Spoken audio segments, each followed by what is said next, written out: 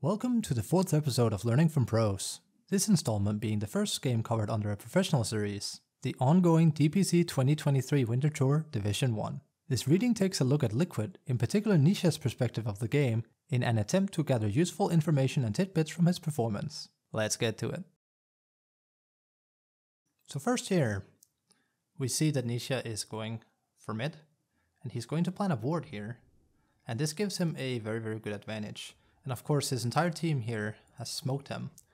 And it's very common that when you play mid, you get a mid ward and you plant it on your side. But the benefit of him having been, not invis, but in smoke, is that he's able to plant it here. Usually the enemy will guess that it's either here or here, and they are going to wrongfully predict it as well. So he's going to follow his team here. Oh, good boy, Nisha. Nothing too particular is going to happen per se. But this gives him a very big advantage. And what we'll see here as well is that Invoker will have a ward being plotted down here.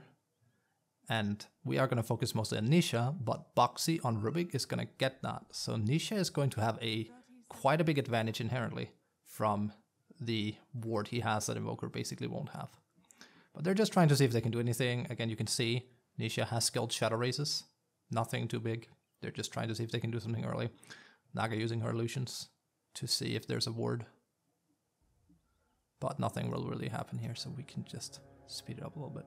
So the first thing we're going to bite into here, as I said, he's going to find a ward. First thing we're going to bite into here that I want to talk about briefly is notice how good Nisha actually is at creep blocking. Now, this is a very common technique. What he's doing here is that he's holding in his hero button. So for example, if you have the hero button of 1 by default, you can double tap it, going 1-1, and then hold it, and then the camera will pan with you. What this will do is that you can then click ahead, and it basically lets you creep block easier, and Nisha is making use out of that.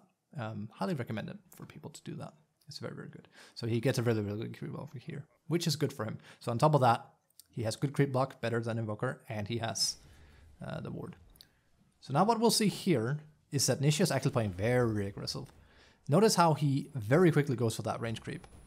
He wants to get as much XP as possible because he wants to get his Necromastery as fast as he can. Nothing too big here though, but standard laning. And again, we're going to see Nisha really amp it up soon. Let's see how he now plays aggressive. So the attempt he's doing here is that he wants to ping pong. Now, if you don't know what ping ponging means, it's where you intentionally kill creeps, so the creep equilibrium moves towards enemy, and he's intentionally doing this towards Invoker, and there's actually a very smart reason for that. So he knows that it's an Exhort Invoker on BZM, so he knows right now there's no way well, it's not no way, but like he has an inherent disadvantage on last hitting just purely from a right-clicking perspective, and he knows that.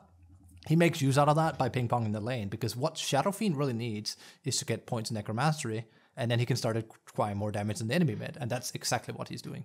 So he's making the most out by ping-ponging, and you can see the aggression that he's applying. Very smart from Nisha. So now already he's level 2. What's the worst that could happen? It's gonna be fine. Again, very smart by him. And we'll see how this basically transitions very quickly to him playing aggressive.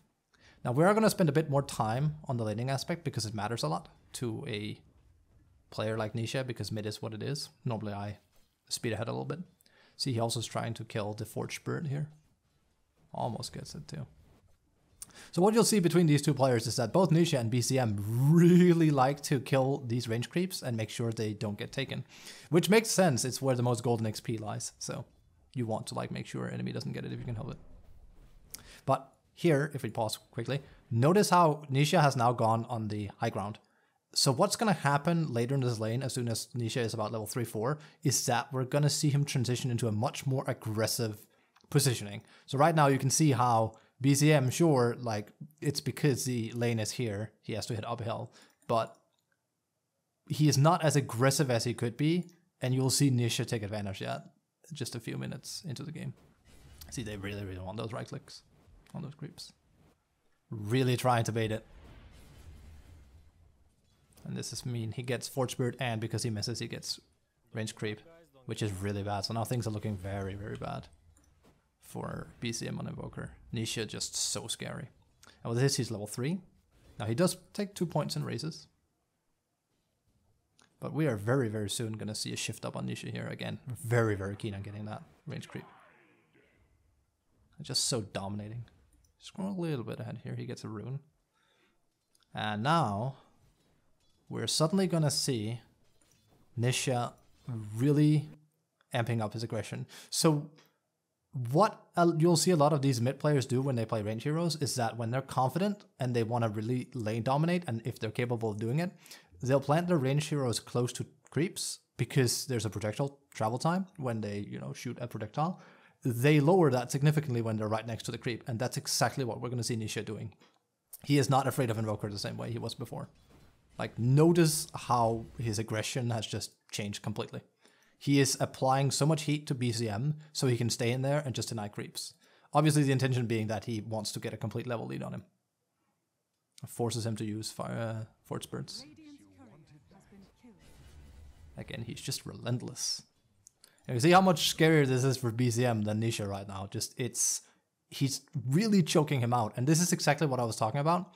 Notice how it's completely different. The first 2 levels, Nisha was literally standing up here, just playing safe, and now he could still stand here. Like, this lane is still in his advantage, He could stand up here and last hit, but he intentionally puts himself down here so he can deny and just be obtrusive. And if BZM tries to go in, well, he does have raises. So he's really making the most of his dominating presence. It's really, really smart. It really shows kind of like how next level Nisha is. He's just so aggressive. Look at that. It's beautiful.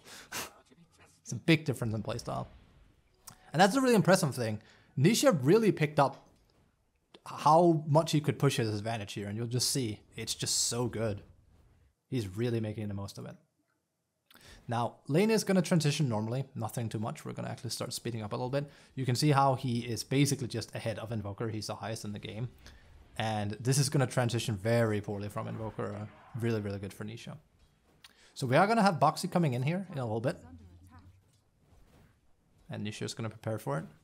Now, again, I can't obviously tell you what's going on in their comms. They're probably talking to one another, preparing things. So what's going to happen here is Nisha is going to apply a little bit of heat. It's going to deny that. And now Boxy's going to come in on Rubik, and he just died. So he's intentionally going to kill these creeps and lower them because they're definitely planning something. And again, we are mostly going to focus on Nisha, but it's worth noting why Nisha is doing what he's doing, because there's a decision making happening on a high level pretty much with everything he does. And they're probably pre-planned that they want to kill Invoker. So what he does is, yet again, he's trying to ping pong, because if the creeps are here, Invoker is going to try and stand here and take them as the tower is competing him for it. That's when they want to strike. So you'll notice how he goes back here, and again, very quickly, refill up. So Boxy is going to come in here, and Invoker obviously knows it now. So they're going to do a cute turnaround here. And obviously, he doesn't just want to run away, because that would be very bad if he lost like out on an entire creep wave just like that. But the result is that Boxy comes in here, and we will see a very swift, smart kill here on him. Disruptor does come, but it means absolutely nothing. So already Invoker was having an extremely bad lane, and that just got that much worse purely from that gank into a bottle refill. So Nisha already completely dominating. The odds that Invoker are even going to be remotely close to him farm-wise is very unlikely unless something massive happens. Like, he would need like a very powerful gank, which that's not going to happen. Spoiler. Now, here's a small thing, and we're actually going to like rewind a little bit here. So Nisha is going for rune here. Now I want you to pay attention to his camera movement, because this is actually really, really interesting. And you don't see a lot of players actually do this. I mean, higher level, sure, but people, trying to get better at Dota. This is a massive thing. And it's a small thing, but it's something that's really important to go over, I think. And it's that he is trying to garner information where he can, as he's doing something that doesn't require his immediate attention. Like, so because he's not raising creeps, or he's not doing anything like a gank or an attempted gank, he's trying to look around on the map as he's gathering. You can like see the camera panning moment. He's just trying to observe what's happening. Is an ult being used? Is there, well, no one can have an ult yet, but he's garnering information that can help him make decisions on the map. It's very, very smart, and we'll see him do it multiple times this game. It's a small thing, but it really adds up. He's trying to get like a whole picture. I'm going to speed up. There's a little bit of a... There's going to be 2 bosses in this game, I believe it was. Or are you going to speed ahead of this one? I don't consider myself the best player. There you go. Okay, nothing too special. But we are going to have Boxy come in. Again, you can see Boxy has been dead. They're going to repeat the same maneuver where he comes in. And again, obviously, they're on comms, so that is going to be very fast. And they're going to attempt the same stuff on Invoker. Although this time, it's not exactly going to go the same way. So, but that said, it's still incredibly annoying for an Invoker like this. Like, you're already behind, and Nisha is already a really, really good mid. So, with him applying this much pressure, it's just very terrifying, because like he never will feel safe, because, you know, there could always be a Rubik there. Now, he does get a little bit of help himself, but still. Just very dominating from Nisha, just applying it up. We're going to speed up here, because this is where things kind of start slowing down a little bit. And when I say slow down, I mean in the sense of not too much is happening. It's just going to be Nisha mostly farming here. Small attempt there, but nothing really. Although, that said, we are going to talk about that right here. So, what happened there is that Boxy died. He saw a lot of heroes here killing Boxy. So, we saw about 2 minutes ago how aggressive Nisha was being with his positioning. And now suddenly, notice how his positioning is a lot more cautious. And this is obviously because he is under the impression that there might be several heroes here to kill him. Very smart thing.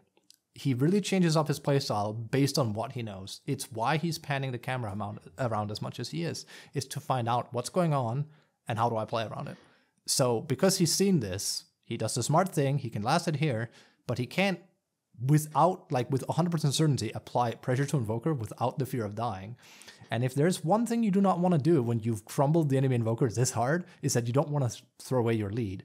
Invoker's barely at 2k, Nisha is 3.5. He's very far ahead. If he died to Invoker now, it'd be really bad. So he's playing it cautious. Again, very smart player. It just shows fundamentally. But again, if we compared it to before, if he felt safe, he would stand right here and he would deny. It's also nighttime on top of that. So a lot of decisions are being taken in here. It's a small thing, but it's worth that we kind of mention it. So what's going to happen here next is he's going to clear this wave, nothing too big, and he's actually going to go in jungle for the first time. Again, it's also nighttime, so it's worth noting that it's very common for mid players to do this at this stage as well, because you will feel a lot safer doing it if you're not ganking or anything. And this is going to be a pattern we're going to see repeated a lot by Nisha, in that he actually, well, he farms a lot. He basically just gets such a massive lead, he just overruns the enemy. And Invoker, of course, is completely scared. Like, Nisha has completely outplayed him in every possible way. Together with Boxy, of course. It's going to be a small attempt here on Naga. Slow it down a bit. Again, Sai here, they wanted to try and kill Naga, that's why he continued.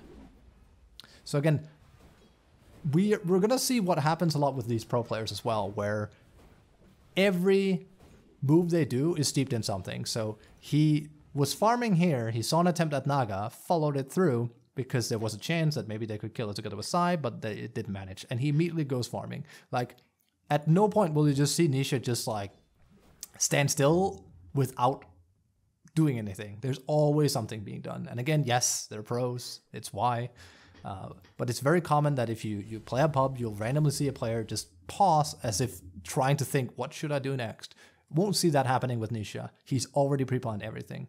Speaking of plans, tier 1. And again, this is a little bit annoying because they are against a Treant, and that's also going to be a common theme in this read. Despite that, Nisha usually goes from farming. If there's something to kill, he tries to go for it. If not, apply pressure, and then back to farming. And this is a rotation we'll see a lot. And again, this is what I was talking about. This is a small thing. As he's doing something that doesn't take too much attention, like he's not doing some mega combo, he is actively panning the camera. Now, I know a lot of people will look at the minimap and see Invoker and Death Prophet here, and they'll think, okay, so they're not here, that's good. And you could rely on the information that your teammates will give you, but Nisha still makes sure to see what's happening. And panning up here, there's something that the minimap doesn't tell you, and that is that indeed the DP did ult. So it's very, very clever that he keeps track of these kind of things, because now he knows About half a minute from now, DP is not going to be as much of a threat, so if he wants to do something, he can fight into a DP without an ultimate. It's stuff like that, you know, it really sets pros apart when you see stuff like that. We're going to speed up here. Again, I have my notes here besides me. Mostly farming. Gonna stop Naga from split pushing. Nothing too interesting. And there's gonna be a lot of things in this, but there's also some really cool things to bite into.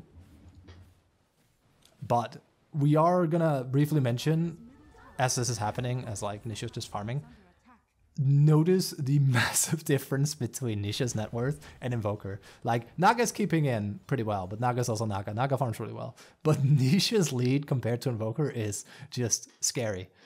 He is super fucking far ahead. It's kind of scary.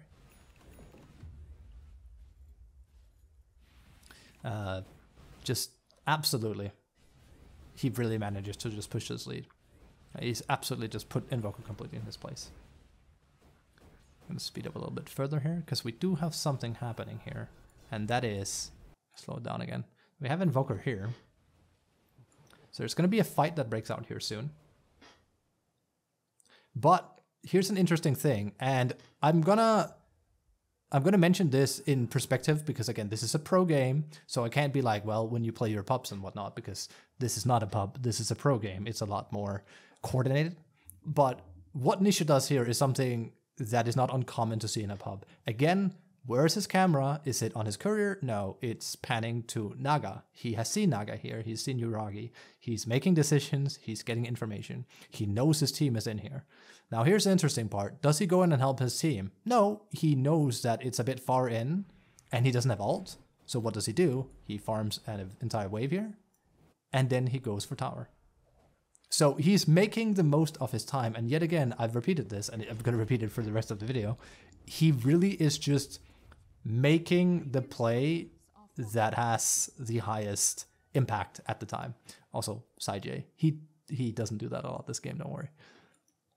So again, very, very smart from Nisha. It's small things like this. Like when you keep making plays like this, it just all adds up, because obviously they won that fight in there and that's annoying for Liquid and Nisha. But by him immediately applying pressure to the enemy tier 1, even if there is a treant, they immediately have to come and deal with it. So he's constantly making the enemy react to what he does, even if he is farming and applying only just a little bit of pressure on towers. So, and again, we're going to be back to a lot of farming. Now, sounds are going to mess up a bit. This is kind of just how replays are in Dota. They are kind of bugged. Again, here's hoping that the next patch fixes this, because it's kind of annoying. Between that and models just completely messing up, but it is what it is, you know. You play Dota, I play Dota, that's how it goes. And we're going to see here in just a moment. And here we're going to see again what I was talking about. So we're going to see how he rotates towards mid now. And again, this is together with Boxy. He is yet again causing a reaction by farming. So he's going to farm these. Well, farm, but push. He's going to go for this. Now, something really sad is going to happen here, because this is a really good idea. You can see Naga in here. There's going to be a very, very, very clever Naga song. It kind of sucks. It's a really, really good play from OG here. Very, very vile. As you can see, he just gets completely messed up. Now, he almost manages to make it out of this. It looks really, really promising, but then he does die. Now, good thing for Nisha here, even though he dies, is that his team actually manages to completely turn this around just by Sai and Boxy just being really, really MVPs here. You can see. Because this looks really bad, and also Insania, of course. This looks really, really bad, and just bam, it just completely turns around. Just CM ult as well. It's just completely finishing it up. Again, commending their supports by giving them some tips there. Just absolutely.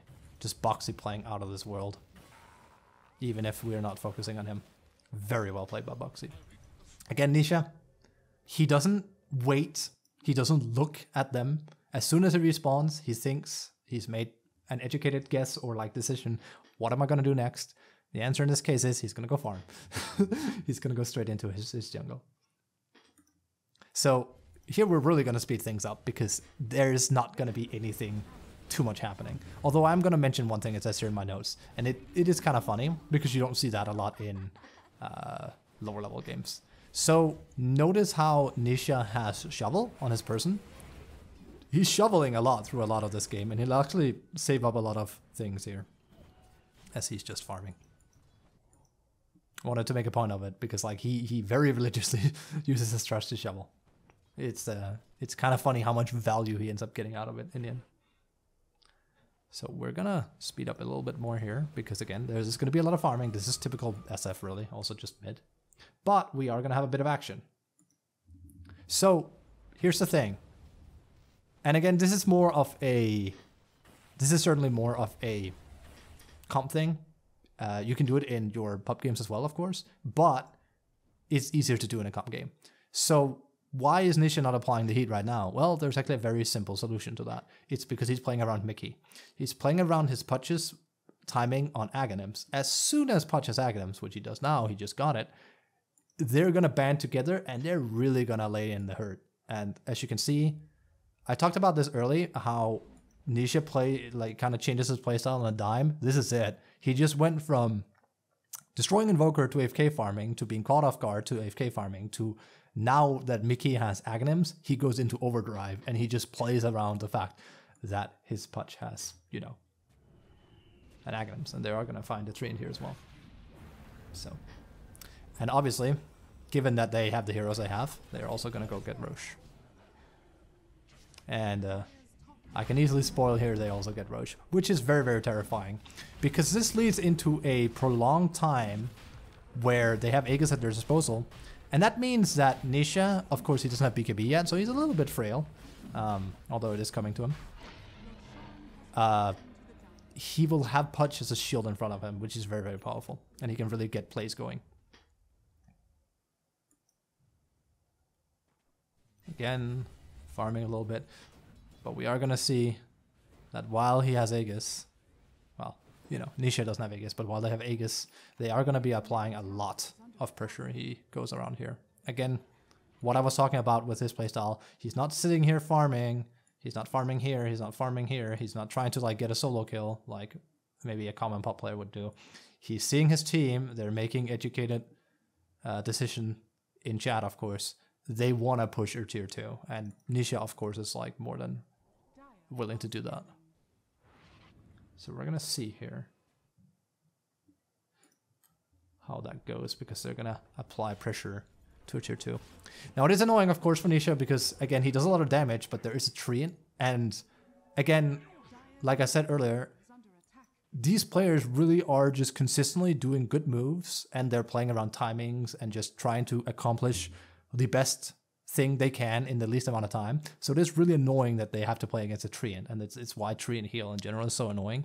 It significantly lowers the speed at which Nisha can apply damage to towers and get things going, which is going to turn to the Aegis timing. It kind of all adds up. There's also the glyph, of course. But they are going to go for it because, again, you have an Aegis.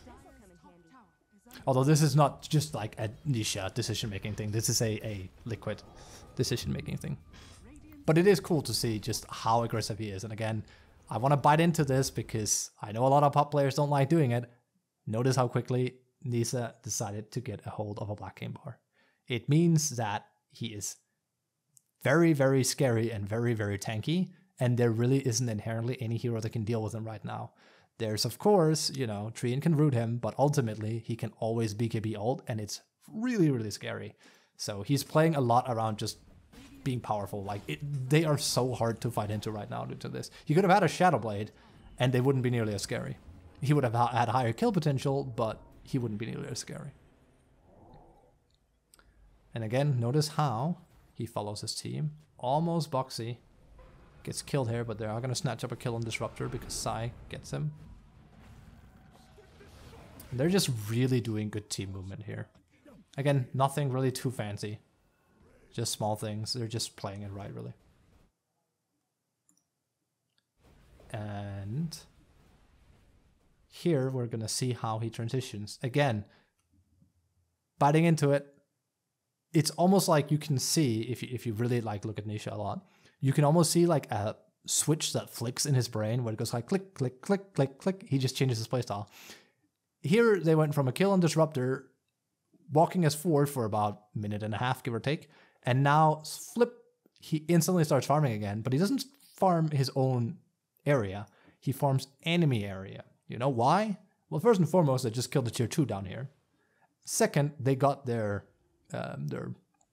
post here. And he has a BKB. He doesn't feel threatened. So he isn't really inherently against being this aggressively. Like, he's walking enemy side right now. Technically, they could try and jump him. But he's not afraid, and he doesn't have to be because he's itemized around it correctly. Now he's going to move up here. It's just worth biting into because it is really fascinating seeing his decision making. Again, it's just so inherently obvious how smart Nisha is being as a player with a mid. Like, he knows how far he can push the envelope, you know? Again, walks with the team, connect with them.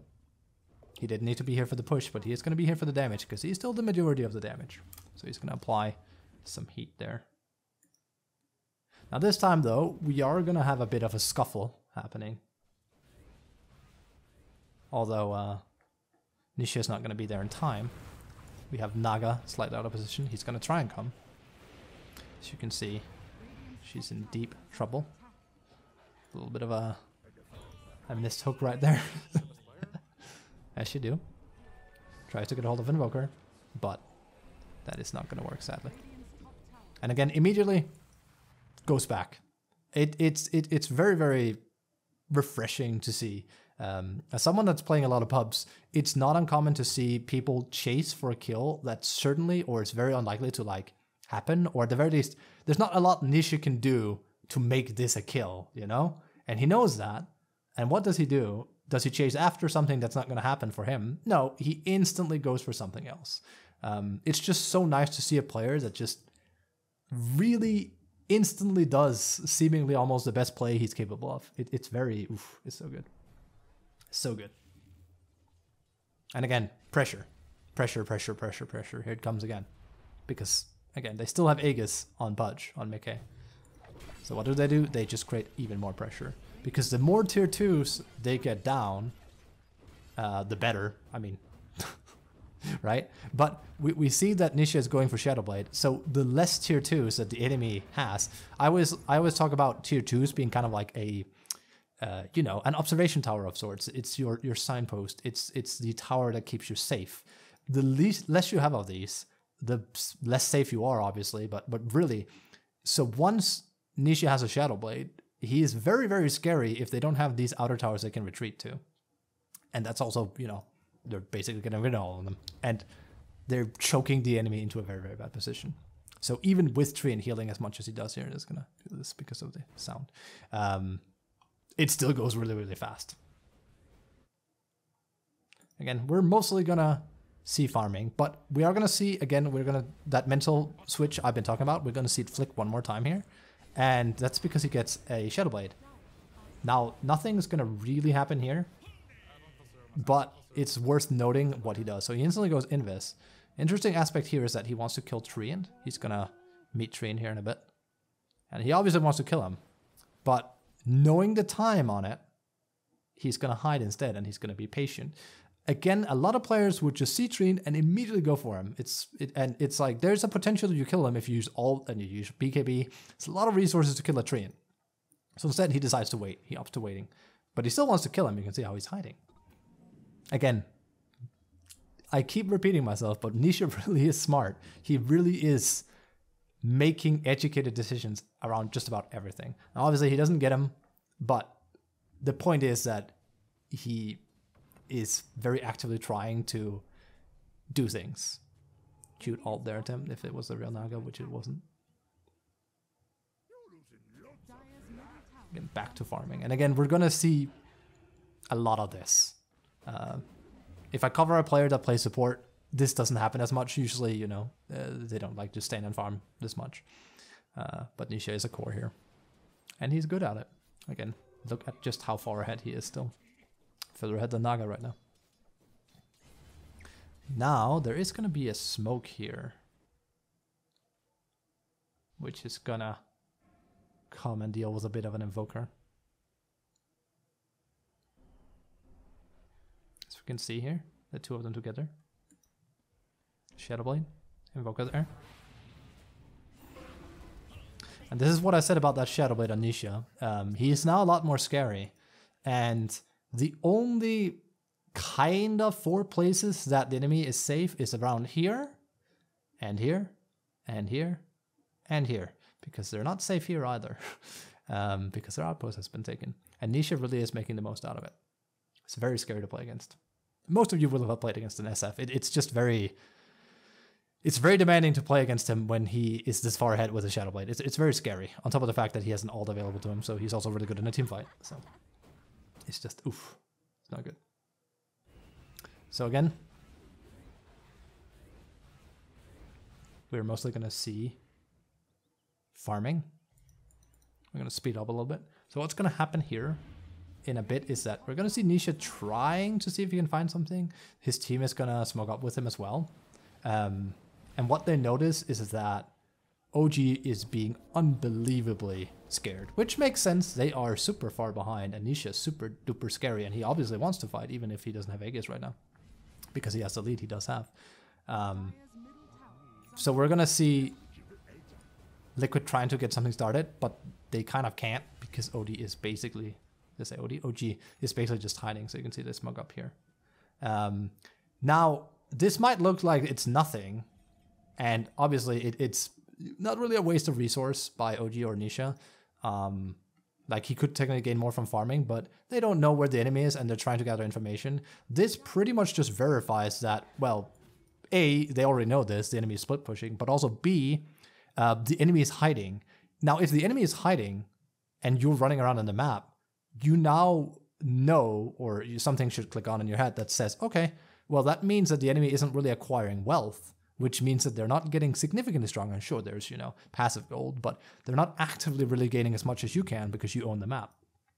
And we're going to basically see this reflect in Nisha as well as Liquid's general playstyle, where now they're just going to farm up.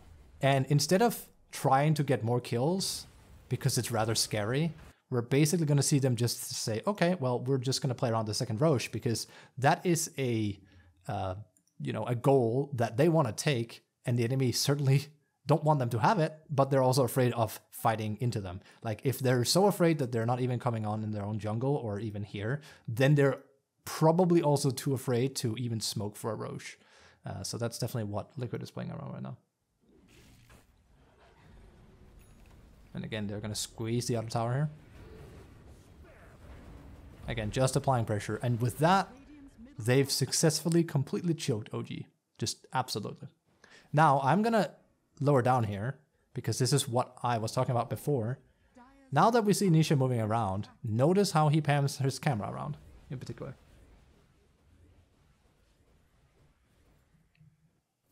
See, he is actively... He's panning all the time, just gathering information. Now, obviously, this is not something like most people, if they want to go for a kill, they're looking at the hero. But it is worth noting just how good Nisha is at getting that information. And they are going to find Treant. So that is a kill. Yeah, Nisha is very, very observant. No Roche. Sucks for them. They're basically just waiting for it. Okay, we're going to speed ahead here. And this is the nature of Dota, and this is in the nature of the game. Not too much is really happening. Like, this is... Technically, this looks like a very boring game. I think a lot of people would say this is a boring game, nothing's happening. And it's like, yeah, as far as fights are concerned, not a whole lot of is happening. But a lot on the more, I don't want to say intelligent, but the strategy side of the game, a lot is happening there, I think, personally. Like, there's just so much pressure being created by Liquid. And you can really see, in particular, how Nisha, we're going to speed up out of that, because this is kind of a long one. Nisha really is making a lot happen with what he's doing. Like, he really is just applying pressure really, really well, and applying his lead. And that's the mental part of the game, that's still big. So, spots here. There's going to be a fight. He shows up. You see, he goes for Naga. Kinda scary, and that BKB on SF is very, very terrifying. And you can see, this is where, again, you guys played against DP. DP is very tanky. He just has so much damage on Nisha. And that's the entire point of him having farmed as much as well. Like he, you know, if you can't kill the enemy and if you can't like get objectives done, you can definitely get yourself in a lead where you become this powerful. But again, they did lose Pudge. This was far from great, and they're consistently checking for that Roche because they want it really bad, and they are gonna find it, which is really, really important because they don't need Pudge to take Roche down, but enemy needs DP and Naga to fight a Roche. So this is pretty much like it's a free Roche kill. Also noting that, again, Nisha does a lot of damage, and he hasn't bought Shard. He's going to get it from the second Roche. That's another thing that getting Roche like this kind of does, is that it just leads you into getting a Shard for free. Very, very powerful. No doubt he was planning around that too, because he wanted to buy Shard, but now he doesn't even need to. And that's a lot of a damage up for SF. So again, he's going to try and kill Misha here. He's not going to get it, but he's going to get him finished off. And again, much like I said before, this is a small thing, but it's worth, again, repeating it. He tries to kill Misha. It doesn't work. He gets sent back. He doesn't immediately try with all his might to run back towards Misha. He just goes back to farming immediately. It's like, well, I can't really get him now, can I? So he doesn't attempt it. And, of course, his team manages to pick up the kill, which is nice. But it's that thing of not chasing after it. A lot of people, when they play the game, will... I feel like there's one or two things that are going to happen there, where they try to get a kill, it doesn't work, then they chase after it, and it goes poorly. Or two, they try to get a kill, it doesn't work, and then they stop, and they think, well, that wasn't good, I didn't get the kill, what do I do now? Oh, right, I guess I could be farming. Here it really is just that he goes from, try to get a kill, that didn't work, instant farm. There's no second process, it's like a second nature to him. It's really, really good. I mean, what can I say? The guy, the man, breathes Dota, really. He just instantly just goes for good plays. It's really good. Like, there's just no second thought. It rarely seems like, well, in this game, he never does second guess himself. I said rarely, he never does in this. So what we're gonna see here is, with Aegis, it's almost impossible really for OG to fight into them. We're gonna see Invoker here trying to meatball, and they want to try and kill him. They almost get BZM here. Don't quite manage. Good attempt though.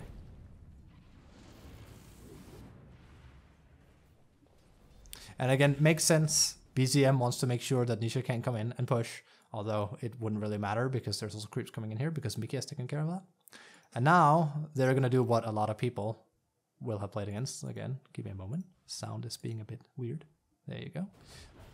And they're just going to apply pressure. Again, really hard to fight into. Nisha has such a lead with Aegis on him. Just very, very scary. Again, now we're gonna see again the whole thing he does. This is very reminiscent of when he played against Invoker mid, and he had an advantage damage-wise. He had an advantage just spell-wise. He puts himself up here. He's not afraid of dying. He has Aegis. Putch is down here. Granted, Mickey doesn't have Aegis. It's also why, but he can safely put himself up here, and yeah, there's going to be tree and it's going to be annoying, but there's no rush. This is the first time they've finally gotten to be able to actually like hit enemy structures because there's been a lot of split pushing going on. And they've been waiting for that second Aegis on top of it.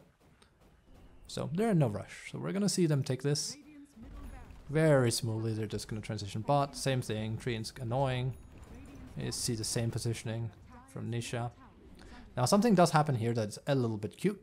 And this is something you do sometimes see in your buffs, but it's cute all the same. And this is basically what I like to call a fake out. OG might think that they just ran back and maybe they're going to go back to farming, but in reality, they're just going to wait. And we see Nisha actually do this a lot with Shadowblade, where he will kind of wait for an opportune moment to strike. So we are going to basically have a fight from this as well. Nothing happens, sadly, but it is an attempt. It is cute, and again, Boxy thinking maybe he got the real Naga. That's so annoying. But hey, hey. Welcome to Invoker. And it should be said that if they do kill Naga there, they will proceed to... They won't even just like settle for barracks. They'll probably like just barracks. They'll probably get mega creeps really from that. Again, immediately back to farming slash just aggression. Just there is no stopping this guy as far as just like constantly making things. And here we go, Shadowblade again, looking for thing, finds the DP and just completely blows her up. And again, 50 seconds, it's just so long. And this is what I mentioned about the towers. Whenever enemy is away, it's just scary, even if they have sentries. And again, this is a pro game, so you can't expect both supports on both sides. Like, they want to have sentries out, so, you know, Nisha is not as scary, and obviously Boxy is going to take care of, well, if they have sentries out, I'm going to find them and make sure that Nisha keeps being scary. And he really is making the most out of that. Absolutely terrifying. So they still have Aegis. And again, we're going to see them go for immediately the same play. Again, they don't hesitate. Pro Dota instantly goes for the tower. And why not? They're ahead. What are the enemy going to do? They still cannot defeat that, and they don't have a DP. So we're going to speed up here, because I think you know what happens here. It's just going to be a clean swipe here. Let's see, Nisha retreats. Now, something lucky happens here, and that is that Nisha gets a DD. And that's very scary on NSF. SF already hits really hard, so this is just sad. And he's going to try and take this DD here, and he's going to try and transition it into a good fight for him. Now, this is actually the first time I would say Nisha actually kind of doesn't do too well. It's kind of too sad that his Silver Edge goes out when it does because of Nagasong. He's kind of stuck in place. So he can't easily finish off BZM, which is a shame. Let's see here. And notice how he really isn't accomplishing too much here, which is very sad. So his entire DD, his Aegis, just kind of completely goes to waste. They won't even really get Ghost Lady, which is a shame. So that's like kind of almost the first mistake for real he did. If he had DD on when he did the initial strike against Invoker, BZM, he would have killed him because the shot did connect. So that's really sad, because BZM in turn also started turning around and killing Psy. So that was like a mistake. Again, that's the beauty of Dota. Dota is a difficult game. No matter how good you are going to make mistakes. It happens. So, you know, that's why we always strive to get better. So we're going to have a lot of waiting here. Game is about to slow down again. Although we are going to have a thing here. And this is really one of the only things that also can happen at this point. So, as you can see, OG, spoiler, is smoked up. And as OG, you know your time on this game is limited. If you don't make a smoke play, nothing's ever really going to happen here. Nisha's just too dominating. They have a very scary punch. The supports are quite strong. They're way more fat than enemy supports. So they smoke up for a play. Now what we're going to see here is, it's not really Nisha being an amazing player. It's actually Boxy just being Chad as hell. So we're going to see that they find Nisha here. But that's not the scary bit. The scary bit is he's going to get soned. And we are dealing with a disruptor that has an Aghanims. And now that's really bad, because the one thing that has made Nisha play so aggressively is that he has BKB, so they don't really have any way of killing him. This is a way that they can kill him. So they're going to go for it, but what we're going to see is Boxy lifts and saves him. So Nisha is going to stay alive there. Now this fight is going to... Nothing's really going to end up happening, but this is still massive. And it was an Aghanim reveal. So now Liquid know exactly what the kill potential they have, you know. Now that they know Aghanims is on Disruptor, that's their way of technically winning the game for that to happen, but it's going to be very hard to pull that off twice. So basically full reset, and it's just going to be a bit of farming. And nothing really too particular. This is it, pretty much. They choke out the rest of the time. The enemy, again, Nisha, just playing smart, split pushing. Now he is going to port here to his outpost, where there's going to be a fight. We're going to see it from Nisha's perspective. Again, looking ahead. He's not looking at his hero. He's looking here. He's trying to find out what abilities are being used, who has activated BKB, etc. It's very important. He's gathering as much information as he can prior to engaging in a team fight. Very, very good. So it's going to completely blow up Nisha here. Again, just see how scary he is. He does have BKB if he needs it. Good. Alt forces a BKB. Doesn't matter. Just so scary. Free and dies. I do try to find Ghost Lady. But no dice. But again, all 5 of them are alive. They're so much stronger. Yeah, they don't have Aegis. They don't really need it. And with that, the game is pretty much over because they're gonna get mega creeps. So we're gonna see OG very, very vainly try to do something, just fling themselves into them, but they know it's over. They know it's over. And just a really dominating performance from Nisha, honestly. And again, this wasn't a very bombastic game to make a reading of at all. Not at all. Because like people love to see, you know, an SF just going 30 kills or something. And it is cool when that happens in the pubs. But a reading like this is also important, like I said earlier, because there's a lot of smaller, very intelligent plays being made by Nisha in this game. It's the fact that he keeps himself so safe and constructed, and he keeps his lead, and yet he just keeps farming bigger and bigger and bigger. Like, again, he's almost twice the net value of Invoker here. It's just, oof.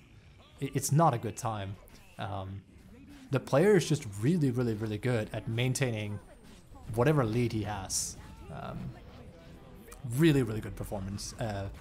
Again, there is going to be a match ID on this YouTube video. I highly recommend, if you want to see fundamentally how to play a mid hero, start looking at Nisha. The player, the guy, the man, he just has some really good habits, and he's just extremely good fundamentally at mid. Let's look at the takeaways from this game. With a very fundamentally solid performance by Nisha as per usual, let's briefly take a look over some of the key points displayed by him. Watching Nisha, it's incredibly obvious just how skilled and good he is at mid. He seemingly switches up his playstyle on a dime as soon as he knows it's to his advantage to do so. In particular, we could see how he started off by getting a level lead and soul stacks on mid, playing cautiously before amping up his aggression and completely shutting down the enemy invoker. After his laning stage, Nisha does an extremely good job at flash farming. Between stacking for himself, doing tread swapping, and finding a lot of farm around on the map, he makes the most of winning mid by completely out-farming enemy invoker. Seeing things from Nisha's perspective, you can really see how he's trying to gather up as much information as possible when he's able to. His camera pans to his teammates and the enemy, no doubt making educated decisions based on what he sees. This observation is crucial to good decision making. I hope you all enjoyed this 4th episode of Learning from Pros, and that the display Nisha put forth might inspire people to up their game when they play mid. Take care.